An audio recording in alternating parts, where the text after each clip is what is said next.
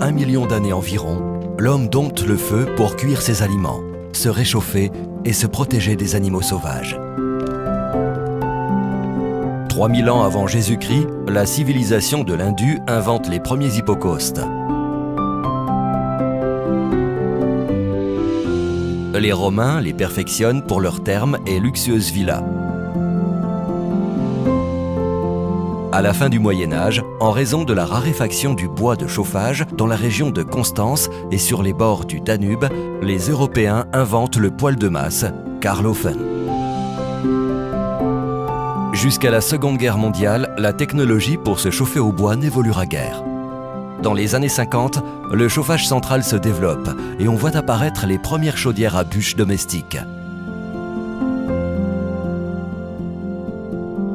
Jusqu'en 1980 environ, seules les chaudières fioul et gaz offriront un automatisme total du chauffage central.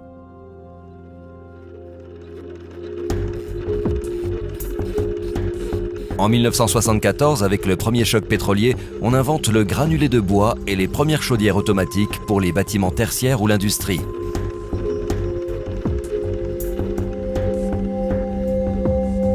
Parallèlement, Jerry Whitfield, aux USA, invente le premier poêle à granulés en 1980. L'histoire de la chaudière à bois déchiqueté commence en Europe du Nord et en Autriche au milieu des années 70.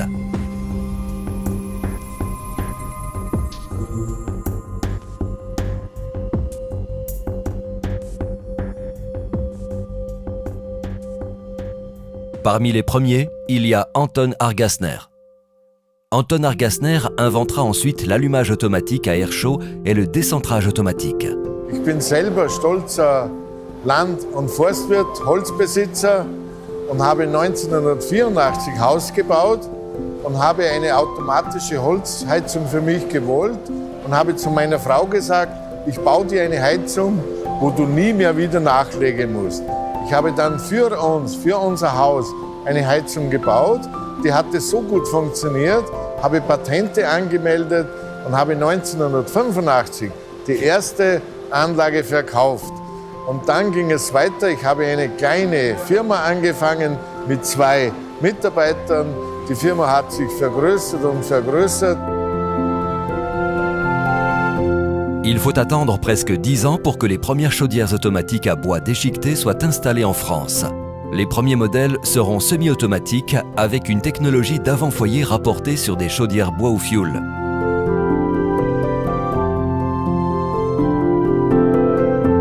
Philippe Gondry, un ingénieur art et métier, fait partie des pionniers français à installer des chaudières à bois entièrement automatiques.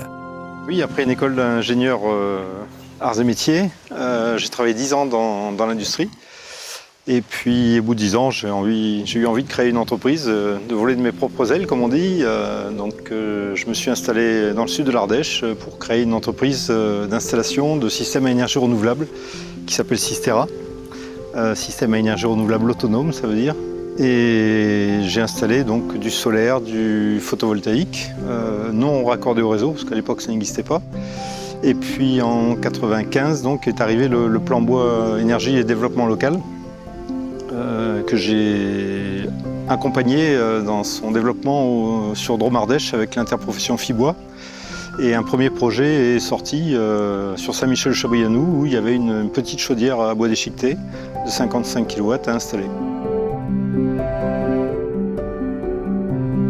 En 1995, le conseil municipal réfléchit à revoir son système de chauffage et c'est à partir de là que s'étudie la possibilité d'installer une chaudière bois énergie avec des plaquettes bois. Nous avons donc installé une chaufferie de 55 kW qui chauffe 3 bâtiments, la mairie, l'école et la salle des fêtes, avec un mini réseau de chaleur. Après 20 ans de bons et loyaux services, la chaudière marche toujours, sans aucun problème. Elle continuera certainement à fonctionner encore de nombreuses années, donc un investissement encore plus intéressant et plus rentable pour la commune. Il y a quelque chose aussi qui est peut-être important, c'est qu'on a une chaufferie en solo.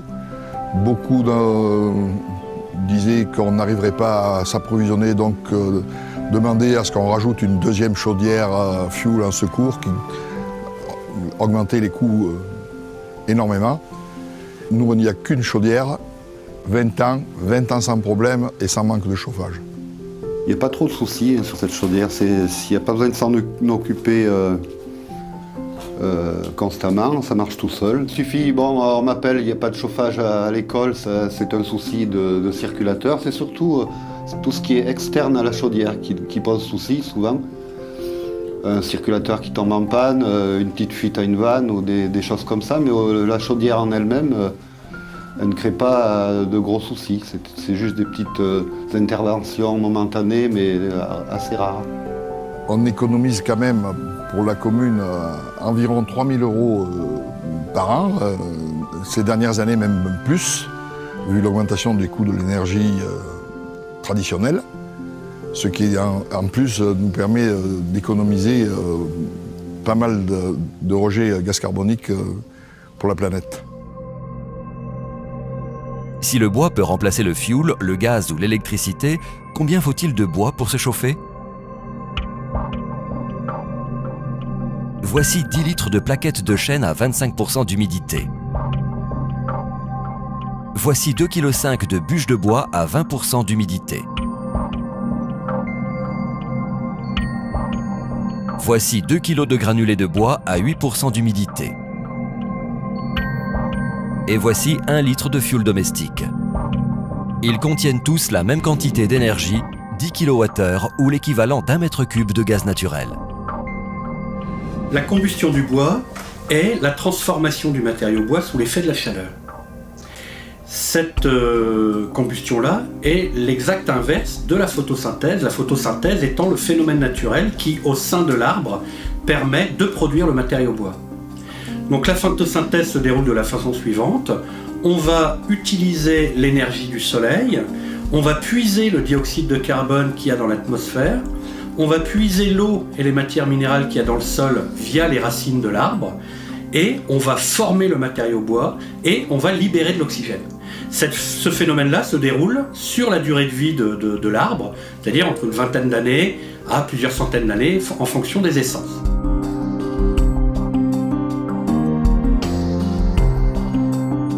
La combustion du bois est le phénomène exactement inverse et qui lui est immédiat, instantané.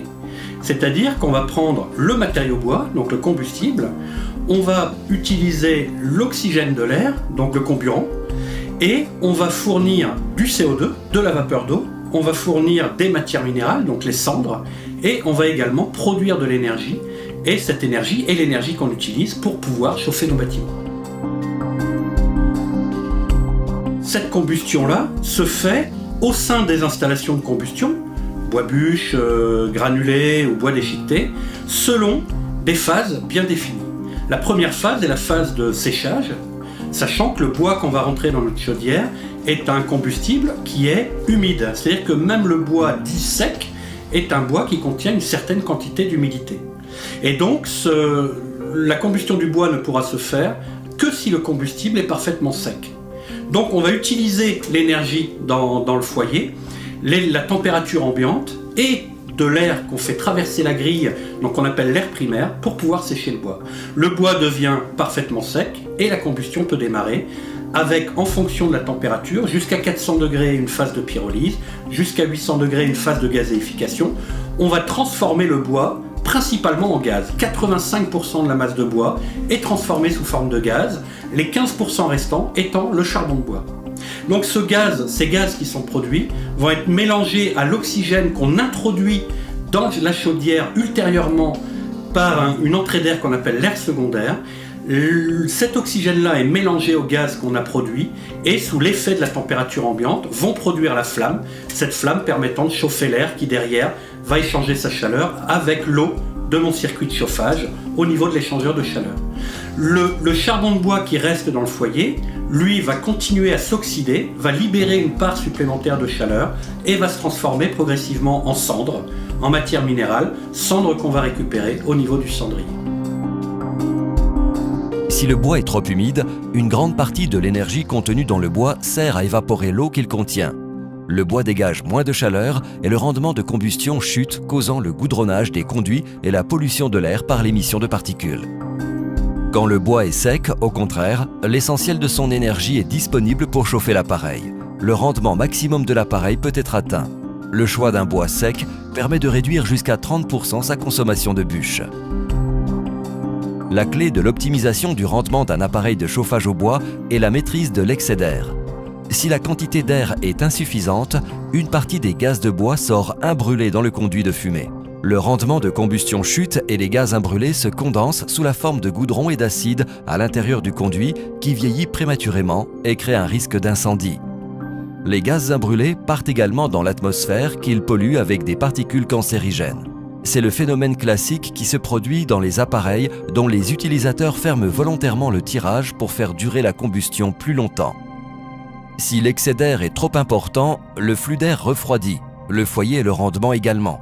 Une partie des gaz de bois sort imbrûlée du foyer. Par ailleurs, cet excès d'air va créer des turbulences et soulever de nombreuses particules.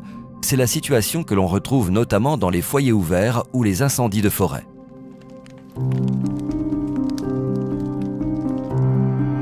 Il y a 400 millions d'années environ, et ce pendant environ 300 millions d'années, les végétaux ont piégé une grande partie du dioxyde de carbone de l'atmosphère.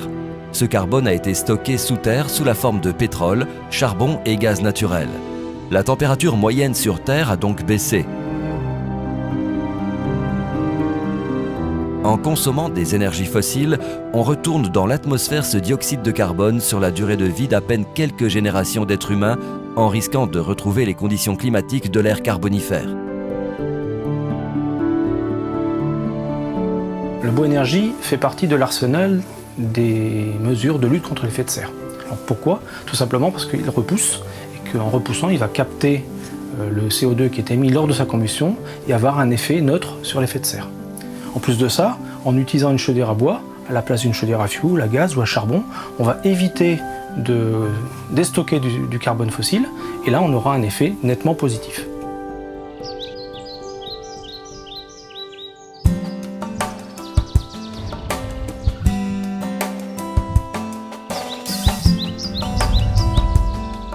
Le bois est une ressource inépuisable dans la mesure où il est géré durablement. Une sylviculture durable, ce qui est garanti par les systèmes de certification forestière, ça veut dire en particulier qu'on ne va pas réduire ni les surfaces ni les quantités des forêts pour en faire de l'énergie, comme on pourrait le faire avec une mine de charbon. Mais on va se limiter à prélever la partie renouvelable, c'est-à-dire l'accroissement biologique. Cet accroissement, c'est ce que chaque parcelle de terre arable est capable de produire en un an en fonction de la quantité d'eau disponible et en fonction du climat. En France, cette quantité représente 100 millions de mètres cubes par année. Si on se limite à prélever cette quantité, cet accroissement, cela permet de garantir de conserver le patrimoine sur pied existant. Pour fournir du bois d'œuvre, le bois de qualité pour les scieries, il est nécessaire d'éclaircir les parcelles forestières. Cette opération que l'on renouvelle tous les 10 à 20 ans en fonction des peuplements consiste à couper les tiges les plus faibles pour laisser pousser les bois d'avenir. Ce travail d'éclaircie et de dépressage représente un coût important pour les propriétaires forestiers. L'argent de la vente de ces bois d'éclaircie pour la production d'énergie contribue à financer les travaux d'entretien des parcelles des propriétaires forestiers. Enfin, lors de la coupe du bois d'œuvre, il faut savoir que seulement 70 à 85% du volume sur pied va partir vers la scierie. Le reste, appelé rémanent forestier, reste souvent au sol alors qu'il peut être valorisé pour le bois énergie. Non, on ne peut pas travailler maintenant sylvicolement sans bois énergie dans nos forêts françaises. On est obligé de travailler le bois énergie pour nos forêts futures.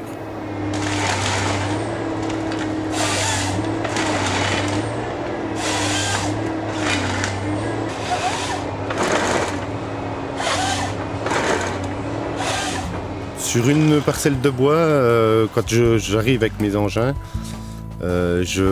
suivant le type de parcelle, j'édite plusieurs produits. Des produits qualité pour scierie, papeterie, des qualités à défaut pour scierie. Et ensuite, je vise le bois énergie selon la matière et le peuplement qui est dans la parcelle où j'interviens. L'exploitation du bois énergie doit respecter les sols et la biodiversité. La qualité des sols forestiers relève tout autant de leur contenu minéral que de leur contenu organique.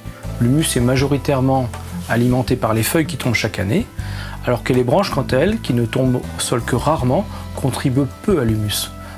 de telle sorte que leur utilisation en bois déchiqueté ne pose généralement pas de problème.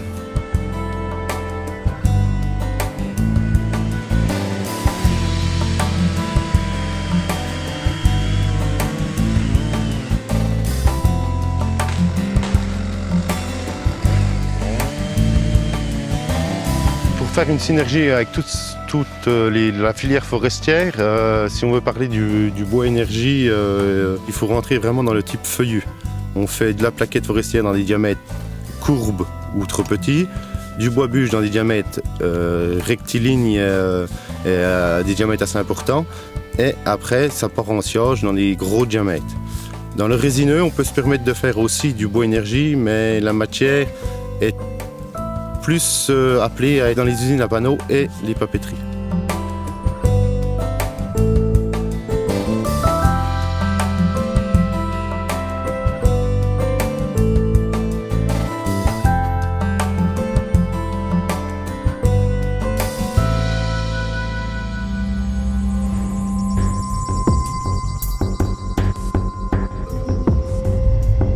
Le bois déchiqueté, également appelé bois plaquette, est produit en réduisant les tiges en petits morceaux calibrés.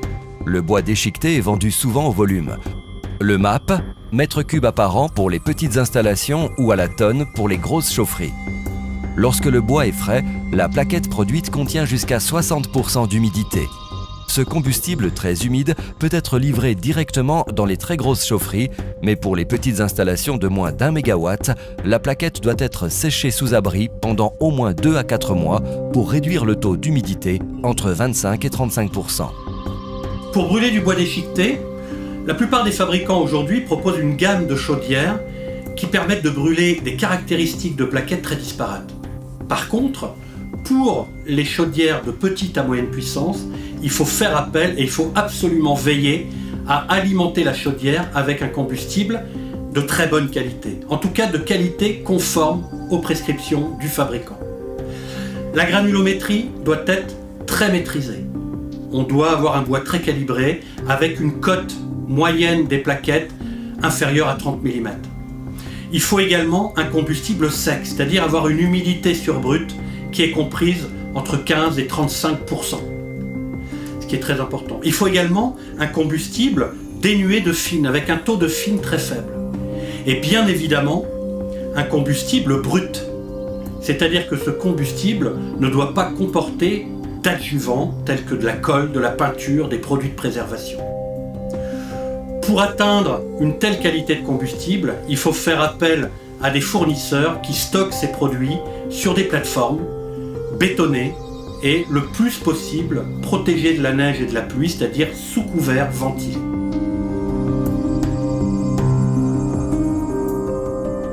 Je suis transporteur dans le Cantal. J'ai démarré une activité de livraison de bois déchiqueté en camion souffleur en 2008 et ça n'est suivi de livraison de granulés aussi avec un nouveau caisson depuis 2013. Et je livre donc sur le secteur Cantal et département limitrophes. Donc le camion souffleur était une révolution dans le département, ça a été un des premiers sur la région. Et ça a permis de simplifier le stockage des plaquettes, car on peut stocker dans des bâtiments existants, sous-sol, et en permettant de réduire les coûts du projet chaufferie. Aujourd'hui, je suis à environ 4000 m3 de livraison de plaquettes en camion souffleur et à environ 600 tonnes de granulés bois. C'est une activité qui progresse d'année en année. C'est vrai qu'on a environ, depuis 2008, une progression de 600 m3 par an.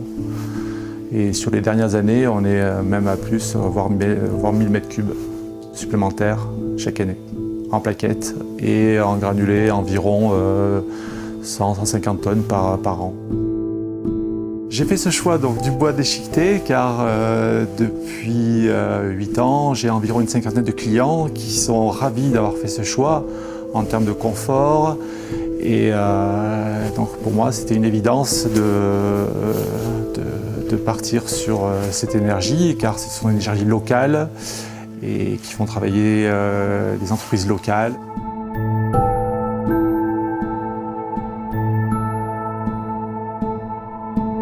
Bien entendu, il faut consommer de l'énergie pour collecter, transformer et transporter le bois énergie. Cette énergie que l'on appelle énergie grise peut être ramenée à des émissions équivalentes en grammes de dioxyde de carbone par kilowattheure utile chez l'usager. D'après une étude de l'ADEME, si on compare les différents combustibles bois, la plaquette forestière émet 33,2 grammes équivalent de dioxyde de carbone, la bûche 35, les granulés 41,9, l'électricité 105, le gaz naturel 222 et le fioul domestique 466. Ces valeurs dépendent fortement du mode de transport et de la distance entre les lieux de production et de consommation des énergies. Le chalet des Alpes se trouve sur la commune du Bessat, dans le Pilat, donc dans le sud du département de la Loire, dans une zone de moyenne montagne à 1200 mètres d'altitude. Ce centre a une longue histoire depuis 1960 où il a commencé avec un bâtiment, il a été élargi jusqu'à avoir 3 bâtiments maintenant et environ 4000 m² de surface à chauffer. On a 180 lits et une trentaine de chambres donc pour accueillir du public toute l'année. Nous étions chauffés auparavant par deux chaudières gaz, une de 450 kW et une de 200 kW qui ont été remplacées, enfin on a gardé la 450 kW et on a mis en plus donc une chaudière bois de 200 kW à Gassner qui suffit largement aux besoins de la structure. La chaudière gaz étant là uniquement, on va dire, en cas de panne ou en cas d'arrêt ou pour faire de l'eau chaude si besoin est pendant l'été quand on arrête la chaudière bois. La consommation de bois est environ de 500 m³ par an. Ce qui remplace les 35 tonnes de gaz que nous utilisions auparavant pour le chauffage.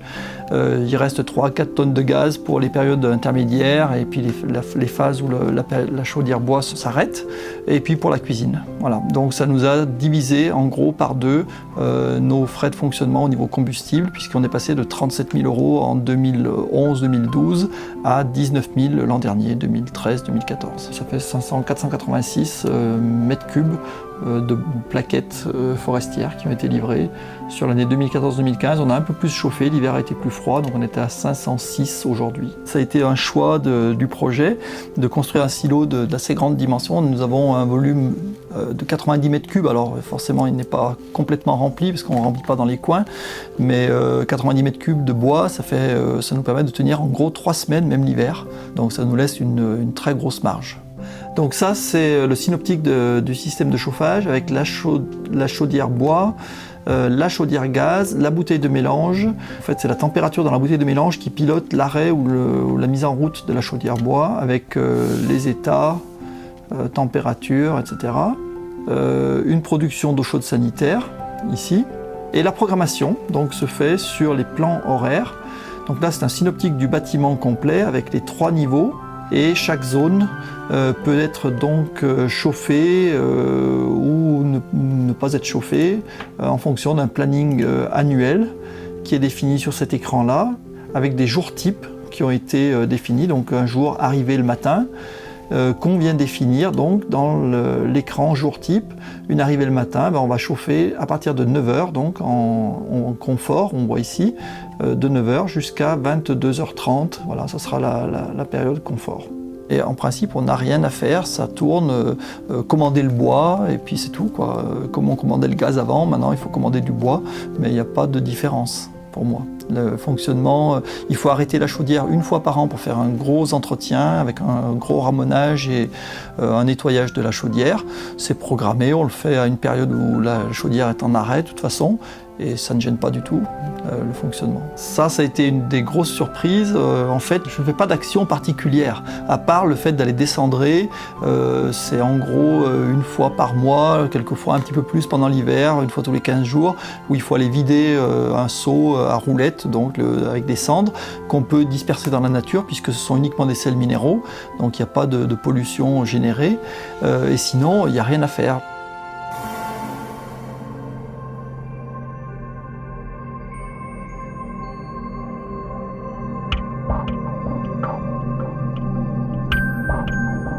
Sur la plupart des installations à bois déchiqueté, les chaudières automatiques peuvent tout aussi bien consommer les sous-produits des industries de seconde transformation du bois, comme celle des menuiseries.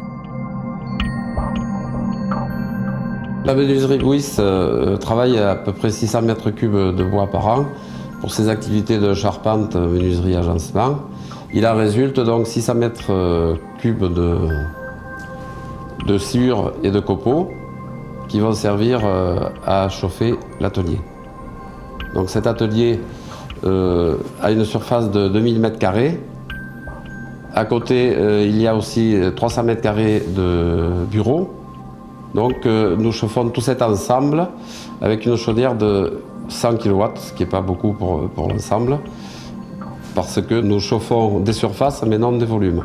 Voilà. Et cette chaudière donc, est alimentée avec des briquettes de bois, que je peux vous faire voir ici, vous voyez, qui sont faites à partir d'une presse. Cette presse compresse ces briquettes à partir d'un silo qui se trouve à l'extérieur de la menuiserie, dans lequel va la sciure et les copeaux. La presse produit 1 m³ de briquettes par semaine, donc ça nous fait à peu près 50 m³ de briquettes par an, ce qui équivaut à peu près à la consommation annuelle de la chaudière. Donc on est en autonomie au niveau du chauffage de cette menuiserie.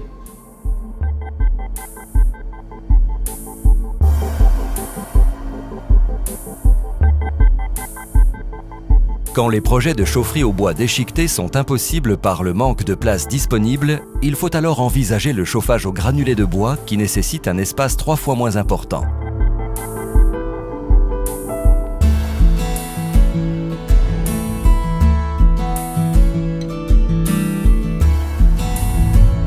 Il faut savoir que seulement 50% du volume entrant dans une scierie ressort sous la forme de sciage.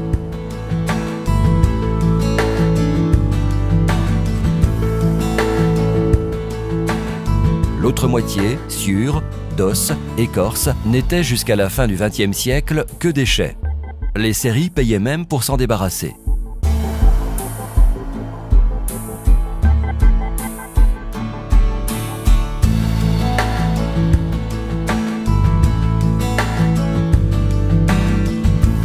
Aujourd'hui, ces sous-produits sont tous valorisés. La vente ou la transformation des connexes participe à la rentabilité des scieries. C'est à partir de sciure et de chutes broyées que sont produits la plupart des granulés en France. Dans les usines modernes de granulés, l'énergie nécessaire au séchage de la sciure provient de la combustion des écorces.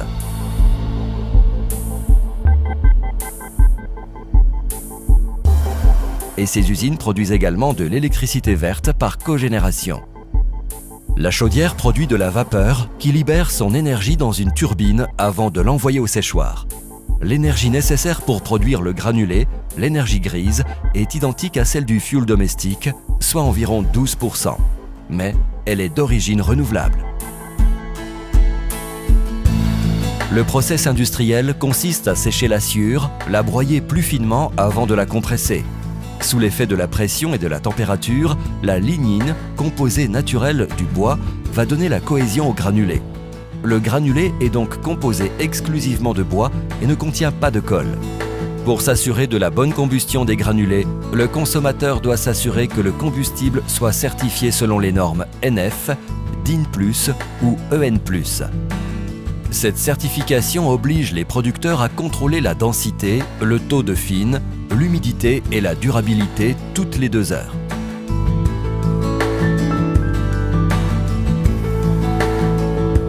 Le granulé peut être conditionné en sac, en big bag d'1 tonne ou en vrac pour la livraison par camion souffleur.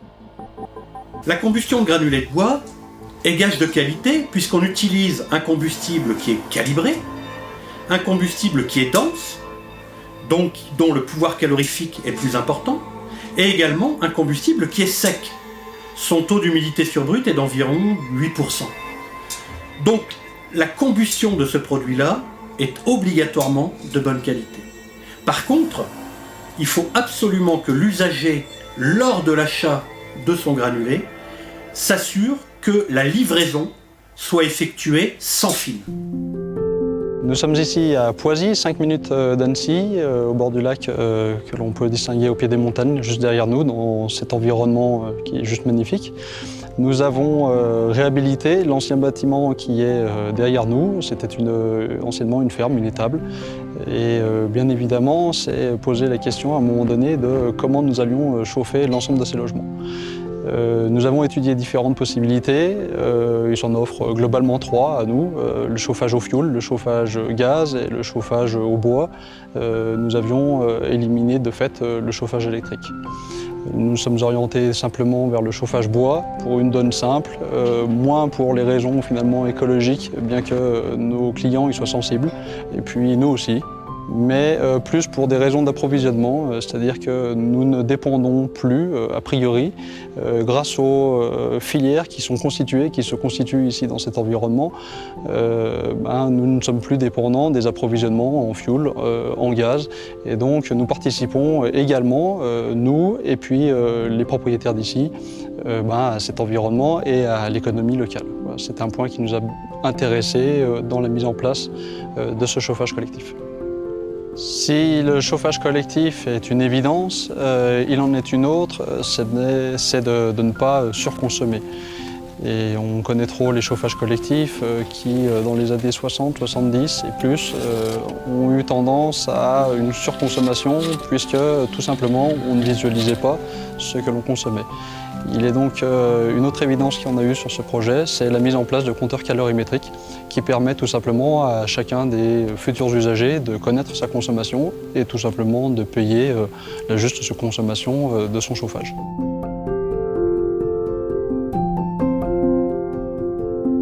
Donc sur la chaudière, nous avons un silo enterré à l'extérieur de 6,5 tonnes, avec un système d'aspiration avec une petite trémie au niveau de la chaudière qui se remplit automatiquement. Et on a un système de descendrage automatique au niveau de la chaudière. On a une régule sur le départ de chaudière qui distribue les 15 logements avec un compteur de calories par logement. Donc nous avons l'entretien annuel avec l'entretien aussi du conduit par le ramoneur. Donc au niveau coût, on n'est pas plus cher que sur une autre copro avec du fioul. Merci monsieur.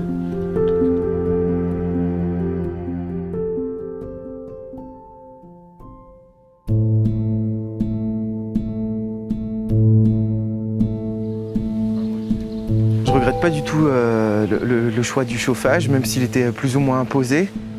Voilà, je connaissais pas très bien le principe. J'avais eu vent et j'avais 1 ou 2 amis qui chauffaient, qui avaient eu des nouveaux poêles à granulés qui venaient de sortir. Et ça m'a fonctionné un peu comme un poêle à bois normal. C'était pas une production d'eau chaude. Et je me demandais vraiment ce que ça allait donner. C'était un peu l'inconnu, comment ça va marcher, surtout qu'on est 15. On est 15 appartements, on a dû consommer grosso modo entre 12 et 15 tonnes maximum. Ah, il en reste encore. Et puis on a des compteurs individuels, un comptage individuel, ce qui fait qu'on fait à peu près tous attention sans, pour nous, sans renoncer à notre confort. Je vois le confort des enfants, j'aime bien qu'ils courent en couche-culotte, ma femme en t-shirt, moi-même aussi. On aime être confortable et le granule, c'est vraiment, ça nous a offert cette possibilité. L'entretien est assez basique.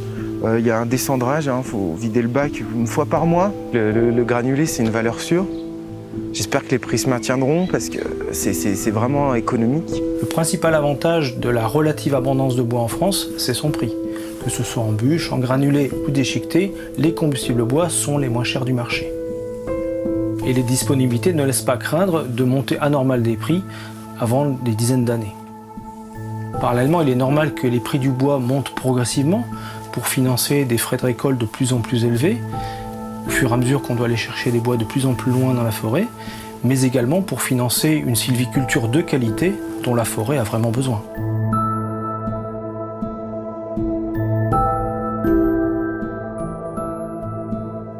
J'habite au Cantal, au sud de Doriac, et avant j'étais agriculteur, maintenant je suis à la retraite.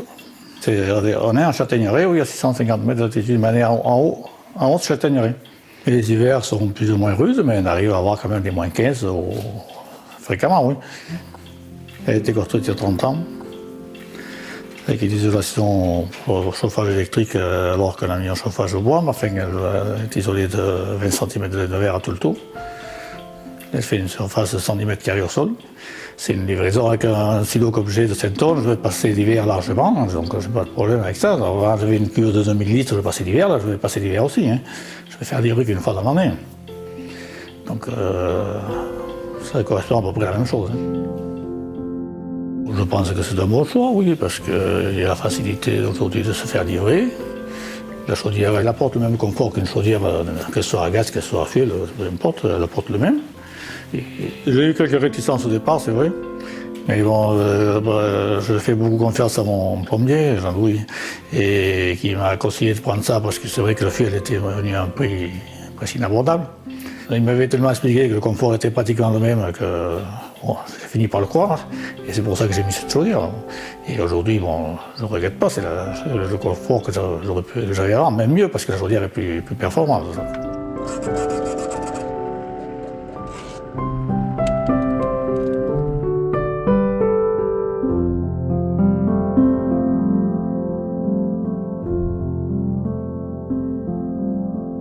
C'est un système d'aspiration. C'est même pas une aspiration, c'est une soufflerie. C'est pour ça qu'il y a deux tuyaux. Les granulés, il descend dans la chaudière.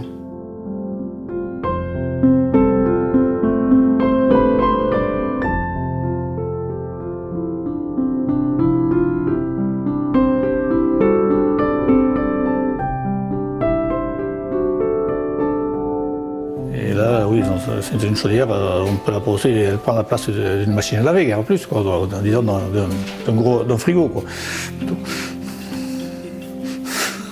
Ça démarre tout seul, et ça se règle tout seul, bien sûr. On peut même lui demander de s'arrêter dans la journée et de redémarrer le matin, lui demander tout ce qu'on veut. Et ensuite, le descendrage, non, ce n'est pas, c'est fini, ça, le descendrage. C'est elle-même qui le demande d'ailleurs. C'est à peu près une fois par mois. Une fois par mois, par là, enfin, ça dépend le froid qu'il fait, j'allais dire. Elle demande elle-même à faire ce qu'on veut le cendrier. Mais on en sort une quantité tout à fait minime, puisque le cendrier est tout petit. Ça représente dans un hiver à peu près un seau de cendre.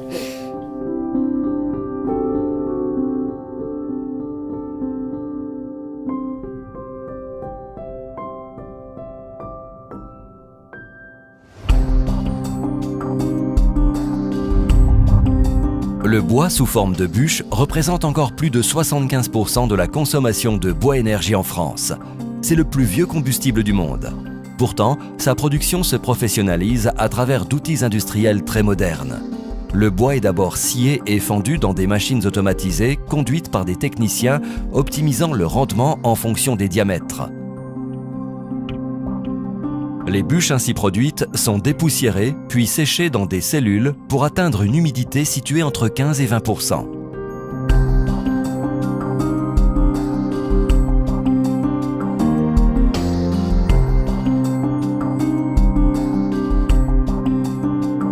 L'énergie de séchage provient d'une chaudière à bois alimentée par les déchets de production et les écorces du bois. Ainsi, rien n'est perdu et l'énergie grise très faible de la bûche séchée n'émet pas de gaz à effet de serre.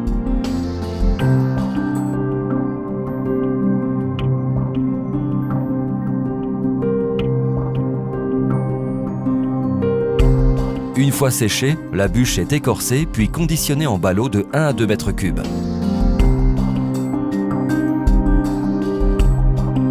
Le pouvoir calorifique d'un combustible est avant tout lié à sa teneur en carbone. C'est-à-dire que plus le combustible est riche en carbone, plus il va pouvoir fournir de l'énergie. Dans le domaine de la biomasse, par exemple, si l'on prend de la paille de blé, de l'écorce, du broyat résineux, de la plaquette de feuillus, on se rend compte que tous ces produits-là ont quasiment la même teneur massique en carbone.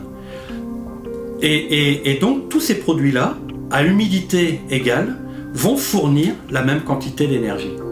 Donc d'où nous vient l'idée qu'il vaille mieux brûler du combustible bois feuillu que du combustible bois résineux pour pouvoir avoir plus de chaleur. Cette idée reçue nous vient directement du fait que depuis toujours on se chauffe principalement avec du bois bûche. Et dans ma chaudière bûche, je vais rentrer non pas une masse de bois mais un volume de bois. le volume d'une bûche. Et bien évidemment, dans ce cas-là, il vaut mieux mettre une bûche de chêne qu'une bûche de sapin. Tout simplement parce que ma bûche de chêne sera plus dense, c'est-à-dire que ma bûche de chêne sera plus lourde que ma bûche de sapin. Et donc, pour un volume donné, ma bûche va donner plus d'énergie en brûlant du chêne qu'en brûlant du sapin.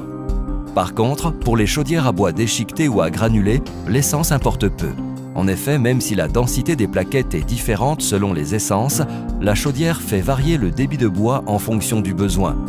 Une densité plus faible de carbone est donc compensée par un débit de plaquettes plus important. Concernant les granulés, il s'agit d'un combustible compressé dont la densité est normalisée à environ 600 kg par mètre cube. L'essence n'a donc pas d'influence sur le pouvoir calorifique des granulés. Chaque utilisateur d'un chauffage à bois peut légitimement se poser la question « aurais-je toujours du bois ?» En France, la question ne pose pas vraiment problème, car le pays est couvert à 30% de forêt et 30% de l'accroissement biologique n'est pas collecté chaque année, donc la disponibilité est importante. Ce qui est dommage dans cette situation en France, c'est qu'on n'utilise pas toute la biomasse. Rien que pour le bois, ce sont 35 millions de mètres cubes qui ne sont pas valorisés chaque année, donc l'équivalent de 35 millions de tonnes de CO2 qui ne sont pas économisées. Ça, c'est l'équivalent de 1/3 des émissions du parc automobile français. Pour se chauffer au bois bûche, plusieurs fabricants européens proposent aujourd'hui une chaudière très performante qui permet d'atteindre un rendement de combustion supérieur à 90% et qui élimine également tout phénomène de bistrage. Pour atteindre une telle performance, il faut avant tout utiliser un combustible normalisé, donc une bûche essentiellement de feuillus, et également une bûche sèche. Une humidité surbrute inférieure à 20%, c'est-à-dire un bois qui a soit été séché en séchoir, soit un bois qui a été séché à l'air libre pendant 2 ans. Également, pour atteindre une telle performance, il faut respecter un entretien bisannuel de l'installation, c'est-à-dire un ramonage et un dépoussiérage.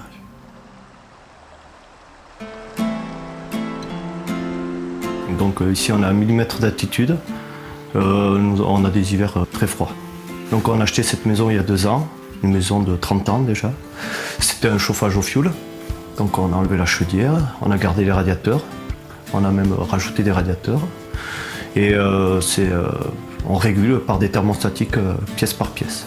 On a fait un faux plafond, on a isolé avec de la laine de verre de 16 cm. Sur les murs extérieurs, on a de la laine de 10 cm à peu près. Dans la maison, on a une température moyenne de 22 toute la période de chauffage. Ayant déjà installé une chaudière à bûche, à flamme inversée avec la régulation et tout, et ayant le bois, ça a été pour moi la logique de partir sur ce mode de chauffage. Donc ça fait 1 an qu'on se chauffe au bois. On passe environ 12 stères de bois pour eau chaude et chauffage compris. On a choisi le bois car j'avais déjà fait des installations auparavant. Et comme on a le bois, donc c'est une énergie gratuite pour nous.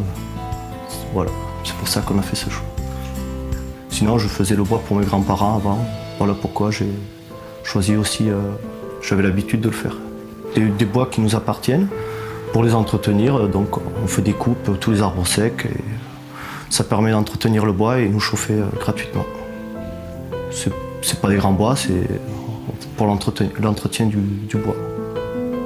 C'est important pour moi, on nettoie les bois, on est gagnant sur tous les côtés. C'est pas une contrainte, on prend son temps, on prend plaisir à le faire et c'est comme ça qu'on se plaît. Donc moi je le fais avec un copain de temps en temps, on s'entraide, on se fait des journées bois, voilà. Ça permet de se retrouver aussi.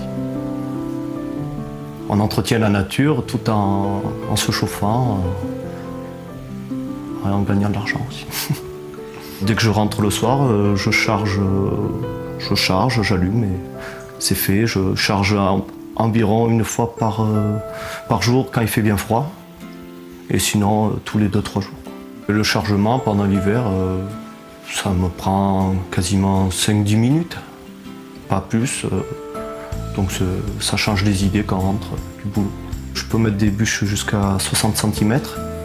Et je charge une 15aine de bûches. Voilà. Quand je fais un chargement, je remplis mes 3000 litres s'il fait pas très froid, suivant la demande extérieure. S'il fait froid, on le remplit un peu moins, mais avec un chargement, on y arrive quand même à remplir le ballon. Quand je pars, je règle ma chaudière sur congé. Vu que j'ai la pointe solaire, s'il fait beau, donc ça continue à me remplir mon ballon tampon. Et vu suivant ce que j'ai réglé, quand je reviens, le chauffage est de nouveau en route. Donc elle est équipée d'un allumage différé. Tant qu'il n'y a pas de demande, elle ne démarre pas. Et dès qu'il y a la demande, elle s'allume toute seule. Donc c'est une résistance, un bout de journal. La résistance va faire chauffer le papier, le faire enflammer, et tout se fait tout seul après, automatiquement.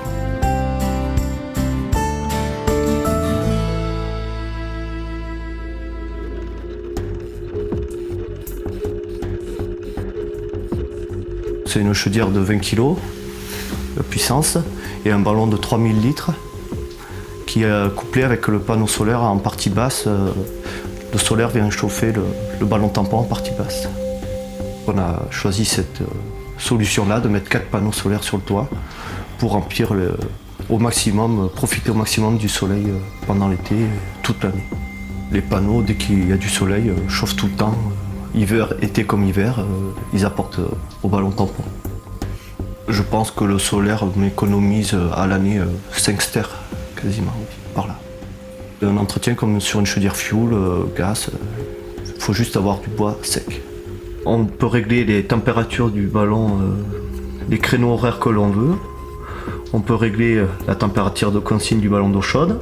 La chaudière équipée d'une sonde lambda, c'est ce qui permet qui calcule la qualité du bois.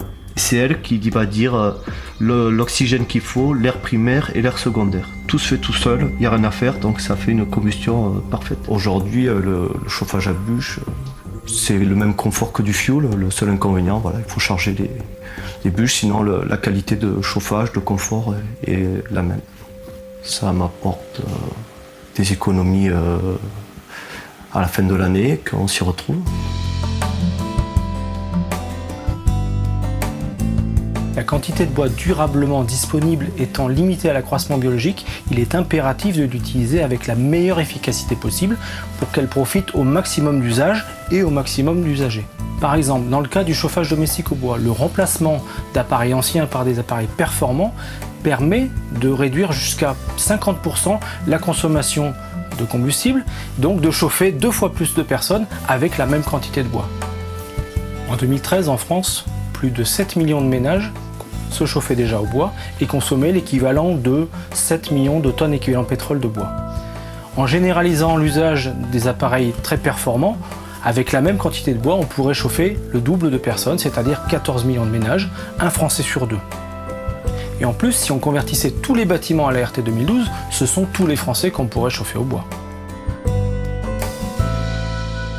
Alors ici, on se trouve en Châtaigneraie, le bas du Cantal, et 25 km d'Aurillac, et une altitude de 600 mètres. Je suis exploitant agricole depuis 40 ans. Ma femme est venue en 1996 comme co-exploitante. C'est une exploitation qui fait 75 hectares et un nombre total de 120 bovins laitiers. Je suis propriétaire forestier de l'ordre d'une vingtaine d'hectares, mais qui est du bois de, grosso modo, du bois de chauffage, surtout du bois de chauffage. C'est pas du bois d'œuvre. L'ancienne chaudière était très rustique, très simple. Et elle consommait pas mal de bois, pour pas dire beaucoup de bois, c'est-à-dire de l'ordre de 40 serres de bois. C'est des hivers relativement rigoureux quand même. Ouais. Mais le matin, il fallait rallumer la chaudière. Vous aviez le chauffage pas avant 11h midi. Une maison qui était bien réchauffée, pas avant 11h et midi. Alors qu'aujourd'hui, c'est totalement différent. Voilà. Arrivé en fin de vie, nous avons changé et nous avons mis une nouvelle chaudière qui consomme plus de la moitié de l'ancienne. Tout ce qui est manutention extérieure du bois, en fait, la coupe dans la forêt, après la mise en bûche, c'est plutôt une activité masculine, on va dire, de Jean-Louis et de Franck, de notre fils. Et puis ensuite, après la gestion du chauffage, c'est moi, quoi. Voilà. Quand les bûches, elles sont à côté de la chaudière, c'est plus facile. Après, là, c'est sûr que la différence par rapport à avant, c'est que On n'est pas obligé de recharger sans arrêt, ou la température dans la maison elle est constante, quoi, du matin jusqu'au soir en fonction des programmations qu'on a fait. Alors qu'avant, s'il n'y avait plus de bois dans la chaudière, la température, bien sûr, elle tombait. Et notamment le matin, quand il n'y avait pas eu de quand on n'avait pas à recharger la nuit, il faisait froid. Alors que maintenant, c'est bien plus régulier. Voilà. Donc après, c'est pas une contrainte importante, quoi. C'est l'hiver, c'est une fois par jour, on va dire. Et en demi-saison, c'est selon que la chaudière le demande, puisque c'est elle qui gère en fait la température de l'eau dans les ballons et qui nous signale s'il faut recharger, si elle est vide, etc. Donc on suit ces consignes. Bon, tous les 10 jours à peu près, je la laisse éteindre complètement pour pouvoir enlever les cendres, nettoyer. Quand la température de l'eau des ballons descend en dessous du seuil qui est demandé dans les radiateurs, elle se remet en route toute seule. Donc bien sûr, il faut qu'il y ait du bois dedans pour qu'elle s'allume, mais voilà. Donc c'est ça le confort par rapport à avant, quoi. C'est ça, c'est qu'on n'est pas obligé d'être là tout le temps. On peut, même en hiver, même si pendant 2 jours on n'est pas là, on est sûr de retrouver la maison chaude. Bon, il faudra peut-être allumer, mais l'eau des ballons aura permis de garder une température à peu près constante. On se rapproche d'un chauffage central au fuel, si j'ose dire, en confort. On se rapproche pas mal.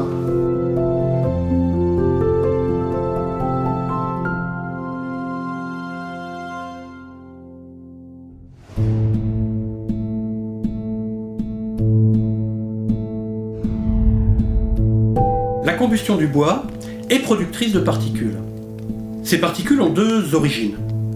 Tout d'abord, les poussières non combustibles, qu'on appelle cendres volantes, qui sont des cendres volatiles et qui vont se reconstituer à la sortie de l'équipement.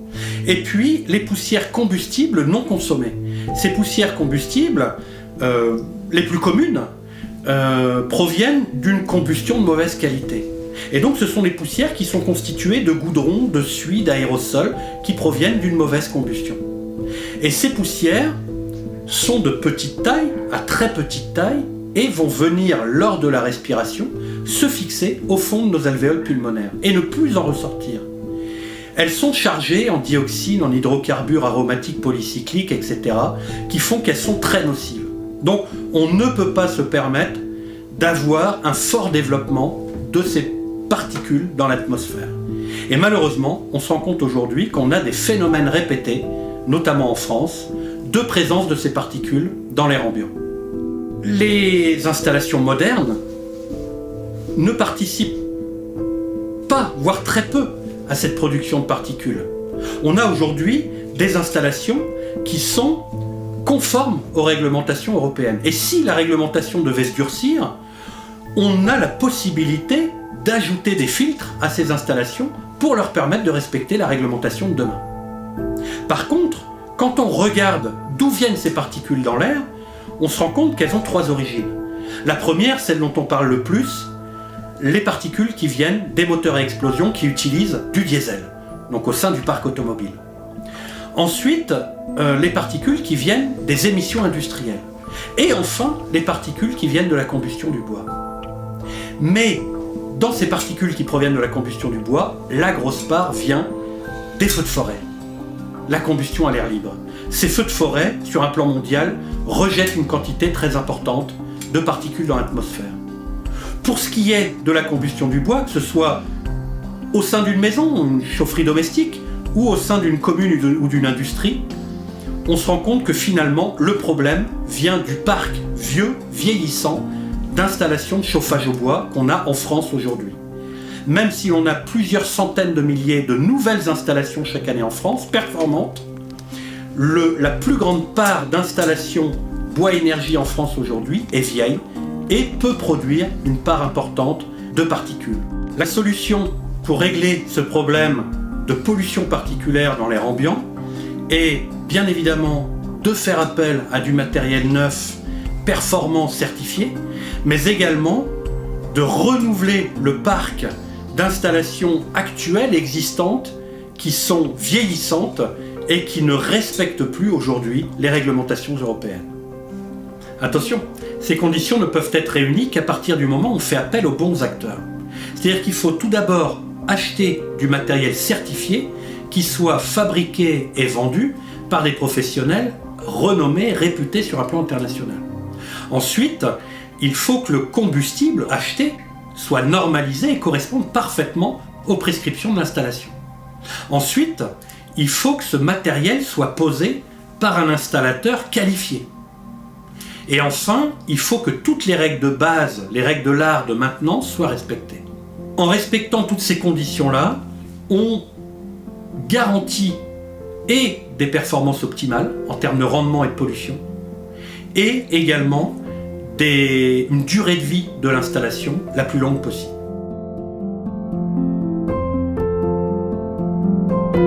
En conclusion, rappelons que le bois énergie, c'est aussi toute une économie utile à sa région. En choisissant une chaudière performante, en achetant son combustible localement, on choisit bien sûr un combustible écologique et renouvelable, on fait des économies financières, on favorise l'indépendance énergétique, on réduit le gaspillage de biomasse autour de chez soi, on finance l'entretien de son propre paysage, on conforte l'emploi autour de chez soi. En fait, on redevient acteur de son environnement naturel et humain.